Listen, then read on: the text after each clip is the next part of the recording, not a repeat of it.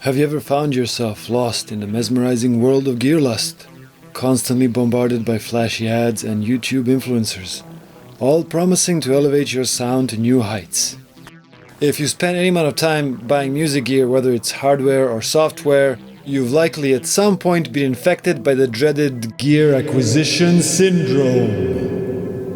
Well, you're not alone. Today we're diving deep into the gripping reality how musicians, like you and me, are often caught in the never-ending cycle of gear acquisition, and how this relentless pursuit can sometimes hinder rather than enhance our creative journey into the world of music production. While there is no proven cure for this terrible affliction, there are some techniques you can use to help manage it. Here are 4 approaches I've been using to prevent this from becoming this. I have failed.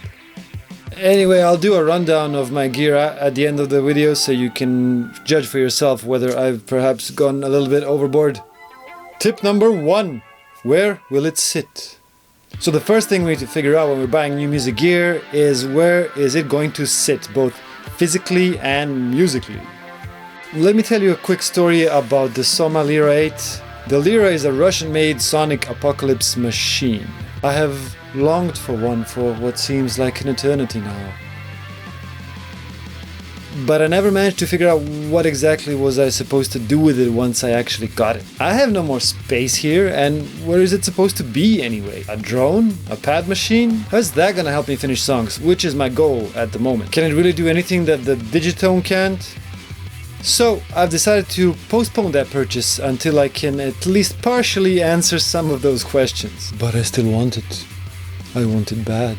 So when you're planning to get new gear, think about this. What cables are you going to need? Does your mixer or audio interface have enough inputs left to accommodate the new kid on the block? Will you need some effects to go with that? And perhaps most importantly, do you have actual space on your fucking desk? So once we figured out the physical requirements of this new toy, it's time to figure out where is this bad boy or girl going to sit in the mix. I mean, you're not really going to get a third drum machine, are you?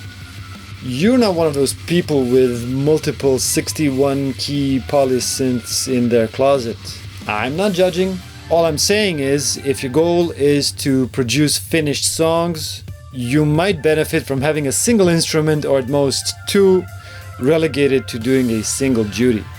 This will not only help you learn how to better use the gear that you already have, but it can also help you go a long way in crafting your unique sound. Let's get to tip number 2 and let the firmware flow. If you spend any amount of time following the music gear world, you've likely deciphered a certain pattern that seems to repeat itself whenever a new piece of gear is released. Step 1.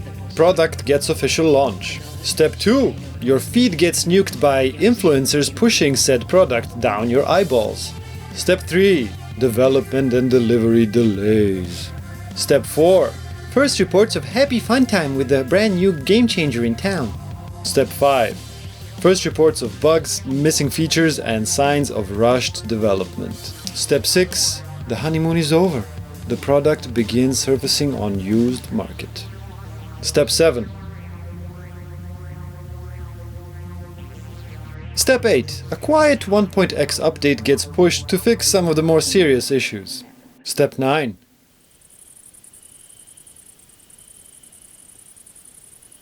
Step 10. The glorious 2.0 update gets released, bringing the product to a state that really should have been 1.0 from the start.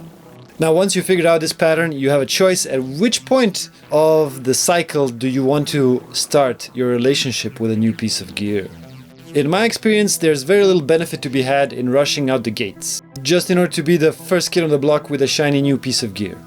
The longer you wait, the better that beauty will age, just like fine wine. If you're finding these tips helpful, then click that like button so that together we can bring this information and save more people from gas. Moving on to technique number 3, buy used. We've already mentioned the used market, but at this point let's consider the option of buying used instruments more thoroughly.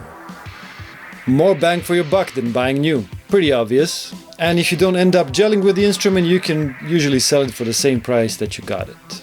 And when you're buying gear that's already been used, and there's a high chance that if there was a factory fault with the unit, whoever bought it first, they either A, send the product back to get fixed and or got a new unit, or B, are trying to offload the faulty product onto you. Be vigilant. Always. But seriously, if you're using reputable websites, checking the seller's reviews, and communicating your expectations clearly, there's really no reason why you should get fucked over. One more thing to consider is the lower environmental impact you would be making by participating in the used market. Now, this is an issue that I'm somewhat ambivalent about. I honestly believe we're past the point where small consumers like ourselves can make a dent in the systemic changes that need to happen if human civilization is to make it through this century.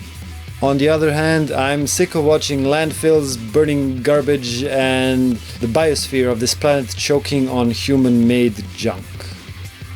I believe it's a wicked problem that we're not going to solve today, so let's keep moving right along.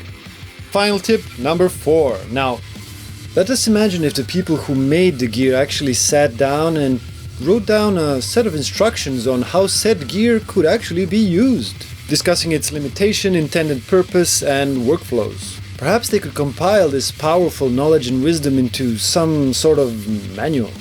And maybe, just maybe, this manual, or whatever they decide to call it, could be put online for free, so that anyone could actually download this manual and read it before putting down their hard-earned money on a piece of gear. Now, wouldn't that be cool? Read the fucking manual. Now let's take a look at my studio and see how I've set it up in order to limit gasification. The small amount of space on my desk and the number of tracks on my mixer/recorder are the main limiting factors which prevent me from buying more gear. The only logical path I have is upgrading by selling something old in order to buy something new, which is exactly what I've been doing over the past couple of years. But for the past year, I've been pretty happy with how everything is working together, and instead of spending my time on gear acquisition, I've been focused on finishing my album, which you can listen to. Interested in seeing a more detailed description of how all of this interacts and how it all fits into my music making process, then drop a comment down in the comments and I'll get to work on a new video. I hope you enjoyed this video, and if you have, I'm going to ask you to do 2 things. Obviously, first, please do subscribe for more and watch this video next.